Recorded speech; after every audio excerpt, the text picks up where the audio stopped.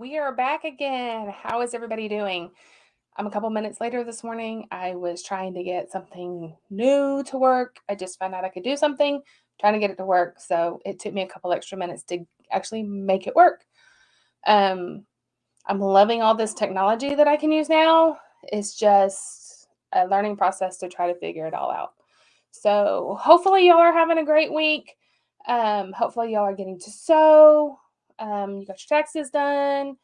They were all due yesterday. Um, you know, it's not a fun part of life, but it is what it is. Hopefully, you were on my email list. If you are not, you want to sign up. I offered a special tax relief sale for them yesterday. The only people that got notification of that was on my email list. So, thank you to those who have placed orders. If it hasn't already gone out, it should go out in the next day or so, and we'll get you all set up and done. So, this week we're going to talk about a few things. Last week, I kind of talked about some things that were on my heart. Hopefully, you watched it. If you didn't, you can go back and watch it. Um, it was hard for me to do, but it felt like I really felt like it needed to be done, and so hopefully, it doesn't upset anybody. But it is what it is. Um, Okay, so I don't have any new products coming in right now that have come in. I have some things that came in a couple of weeks ago. I've already kind of talked about those and those kinds of things. Last week my husband was on vacation, so I kind of hit took a little bit of a break. I wasn't completely absent, but I did take a little bit of a break.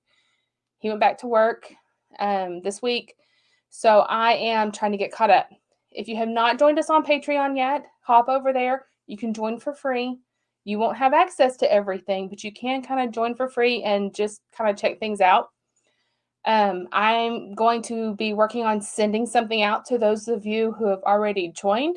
So hopefully, um, you are going to go sign up, and I'm going to do something special for those of you that have joined me with the launch, and just to show you how much that I appreciate you. And so we have a few people already signed up over there. We are gradually adding people. A lot of people don't understand it. If you don't understand it, you can go back a couple of weeks and watch the video that I did. Or if you have any questions, shoot me a message.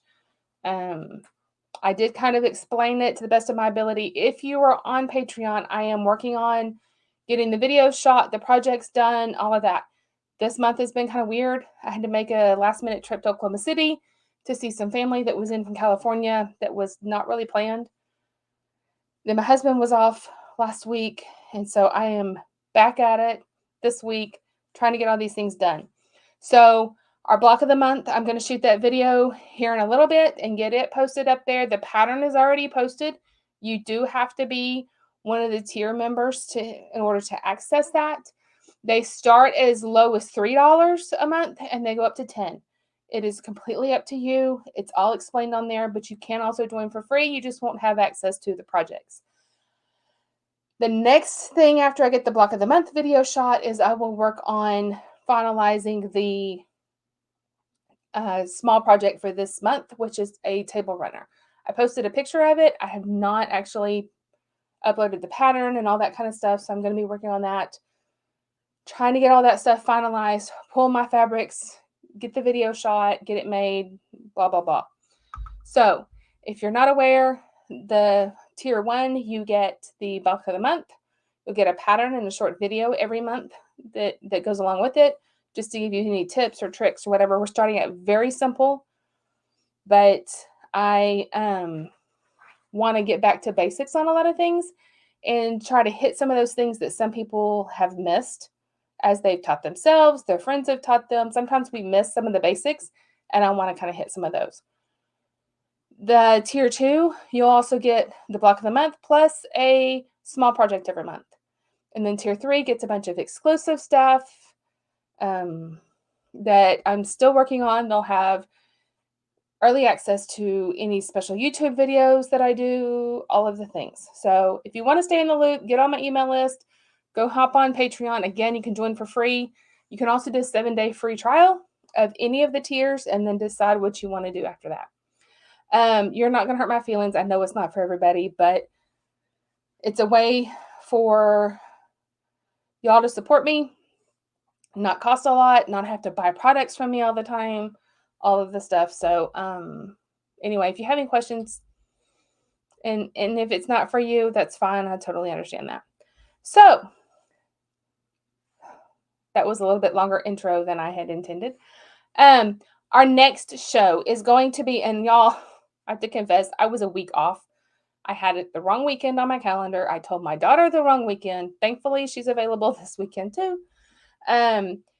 June 7th and 8th in Clifton at the Bosque Arts Center. It'll be from like 9 to 5, I think, or 10 to 5. I have to look at the specific times. I did post about it yesterday, so go back and look at that. You can enter. They are accepting entries for the show. I don't think you have to live in that area. I think you can live somewhere else. So I know somebody in Salado was going to check into it. I haven't looked into it super quick because I'm not involved with that side of it. But it is at the Bosque Art Center in Clifton. You can still enter a quilt if you've ever thought about it. You can enter it as a judged quilt, and you'll get critiques, and they'll be up for prize money or whatever. Or you can put it in the non-judged show and just hang and show your work, and just to be proud of it. It's okay to be proud of your work. So that is an option. I think you've got a couple more weeks to enter that information and get signed up for that. And so, anyway, I did post something on the page yesterday, like I said. And I did comment and post the link to the registration. So if you are interested and want to know what their rules are, what the fees are, all that kind of stuff, make sure that you look at the replies to the comments. Somebody asked me about the information. I replied, and I may go back and post that link just as its own comment in case you're looking for it. So that's another option. You can totally do that as well.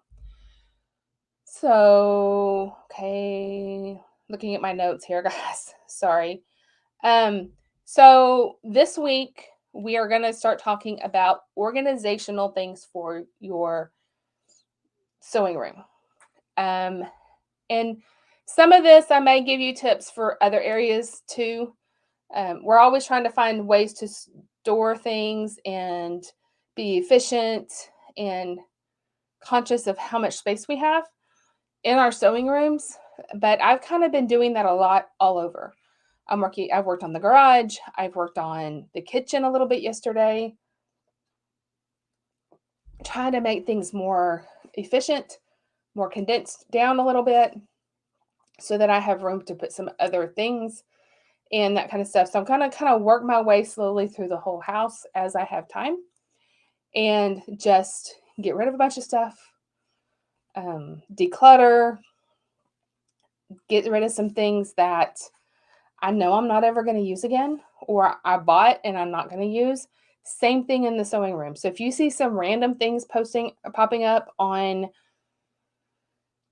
emails or the website or even Facebook pages, I may say, hey, there's a clearance section. Here's the link. Go to my website, buy these things. I just have a lot of stuff that I've bought in the past that I'm never going to use. I've got whole kits. I've got fabric that at this point, honestly, if I'm sewing, it's typically for the shop. So there's a few things that I really have my heart set on that I will keep. But there's some of this stuff that is just like, I'm never going to get to it. It needs to go away. And so I'm going to be offering some great deals on those items. So the first thing you want to do is go through and take a cold, hard look and be ruthless.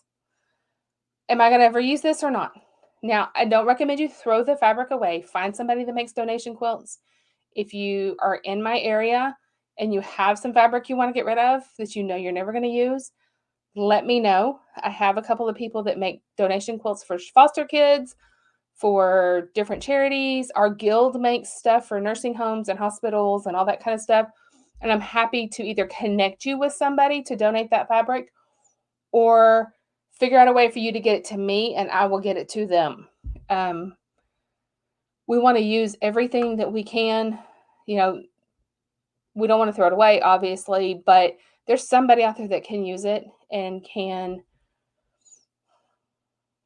put it to good use and make donation quilts or make whatever. So just shoot me a message if you've got stuff like that. So that's going to be your number one thing, is just to go through and what are you going to use and what are you not? You know, the fabric you bought 20 years ago, you may not use it, but somebody can cut it up and use it in a scrappy project, or you can too. Make donation quilts with it. So that's the first thing you're going to do. And that goes with thread. If you have a bunch of thread that your machine doesn't like, give it to somebody that can use it. Don't let it take up space and get dusty and nasty. So speaking of it getting nasty and dusty, make sure you're cleaning your machines. But one of the tips that I saw recently, and it never crossed my mind really, just something I never really thought of. I kind of do it anyway, but I never really thought of it this way, is to keep your sewing supplies in closed containers. So yes, these are still wrapped up, but it was easier than trying to get you my storage stuff.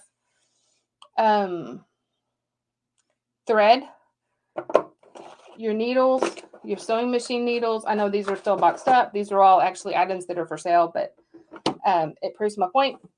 Keep them in a closed container. If you're leaving your thread out where dust can get all over it, all of that dust runs through your machine when you use that thread.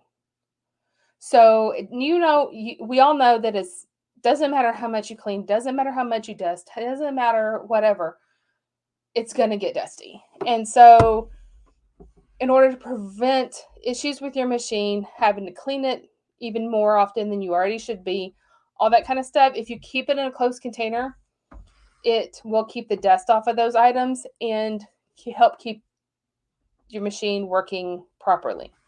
The other thing is, when you do go to clean, wiping this off is a whole lot easier than wiping each individual item off.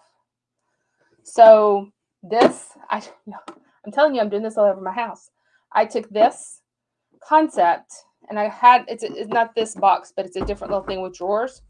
I put all my makeup, all my jewelry, all my little things that are on my dresser that I use all the time, and put them in this little drawer unit. Guess what? When I go to clean off my dresser and dust it, which is not as often as it should be, all I have to do is wipe off the top of that. I mean, it's just kind of like this. I just have to wipe this off. Everything inside is still clean and dust free. Sorry guys, my allergies are super bad. Gotta love pollen season in Central Texas. Another thing that I recommend is, y'all know I don't do handwork, but I do occasionally have to. So this one I have it labeled handwork.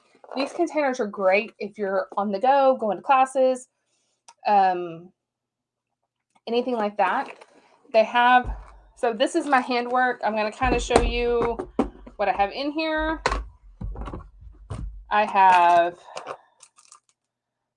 These are straight pins, but I do have needles in here for when I had it in the other room because I need to do some repair work on a family heirloom quilt.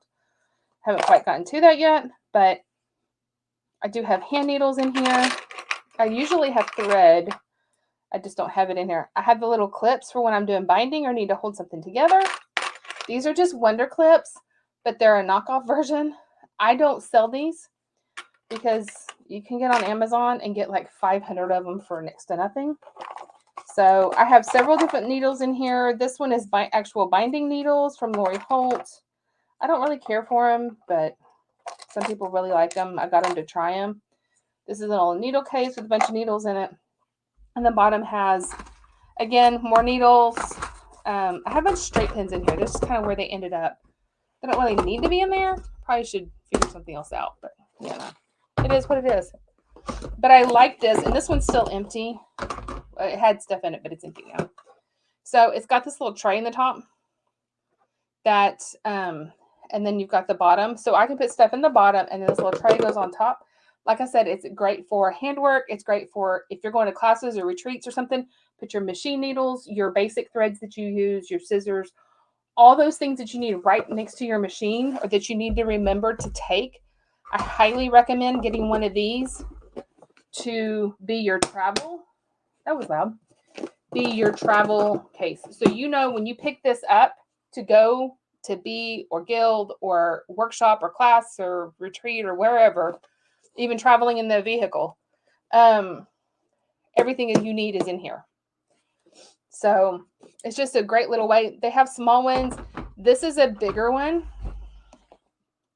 And this one I created before sorry guys, before I got my long arm, when I was having to baste quilts to do them on my domestic machine. I still do occasionally. This one behind me, I will actually do on my domestic machine because I want to show that you can do it on the domestic machine, that a beginner can do it start to finish. So I always quilt this design, this particular pattern on my domestic machine. There's a certain way I do it, and I'll show you all that one day if I ever get around to quilting it. So this one here, it's bigger, it's deeper. It's not any bigger size-wise, it's just deeper. And they have these in all different sizes. Get them at the craft store. I think maybe I found some at Walmart. This tray on top has all my safety pins. You can kind of see that. So I have all my safety pins in here. I do kind of have them sorted a little bit by size. But this is all my safety pins for when I was basting. These great big clips are great for clamping, holding your fabric and your binding and your whatever in place. If you get like this table that that the stuff is sitting on right now, my little pressing table is shallow enough that I can do this. My folding tables are too deep, too thick, and I wouldn't be able to use these. But a lot of the old school, like the brown wood top folding tables and stuff, these work great on, and you can stretch your fabric and your batting, or stretch your fabric, your backing, clip these on all the way around, and then put your other layers on top. Also works really well when I spray baste. I still use these. I may not use the safety pins, but I do still use these when I spray baste. So when I do this one here and I'll spray baste it, I will use my pressing table and do it section by section here on my pressing table. And so that'll help hold it in place. And I just do it section by section and move it around. Again, because I typically do them on the long arm now, but I can do it on this. Also, if you're going to hand quilt something and you want it basted in place without having to sit down, you just can't get on the floor and or don't have tables or whatever to pin baste your quilt, I can load it on my machine and baste it for you. There would obviously be a fee for that, but it might be worth you getting up, not having to get up and down off the floor. I used to pin it into my carpet with T-pins. I don't have any carpet in this house at all, so that's not an option anymore. Painter's tape doesn't really do the trick on the tile, so I just have figured out that this works. But anyway, but these are great ways. So when I go to baste a quilt, I know everything is in here. Everything I need is in here, unless I'm spray basting it, and then I'll grab the can off of the thing. But these are just great little containers. Like I said, I actually had this one. My handwork one was in the living room because at some point I need to sit and make some repairs to that quilt so that I can clean it and get it back to my husband's mother. And that kind of stuff is it's time consuming, and I'll get there one of these days. It's just some places of the binding and a few places on the quilt that need to be repaired before I try to clean it. So that's all I have for y'all today. I hope y'all have an awesome day, an awesome week. And if you're not on Patreon, go join us. If you have any questions, shoot me a message, comment underneath here. I'll get you the answers as quickly as I can. And like I said, they're going to be getting a lot more content. Facebook has just gotten to where it doesn't want to show people what I'm doing. And so over there, I have a little bit more control. Actually, I have a lot more control over there. So y'all go check it out. Join us. I know it's another platform, but it's not like this where you can just sit there and scroll. Basically, you go to the app and you look at the pages that you are subscribed to, and that's it. There's not like just random scrolling. You're not going to have ads popping up. You're not going to, all of that is gone over there. So, and they are adding new features. There's a place where we can set up a group chat. They're adding a whole bunch of other stuff that's really cool that gives you more access to me and me more ways to better communicate with you and share things with you and all that kind of stuff. So I hope you'll have an awesome week, and I will see you next time. Bye.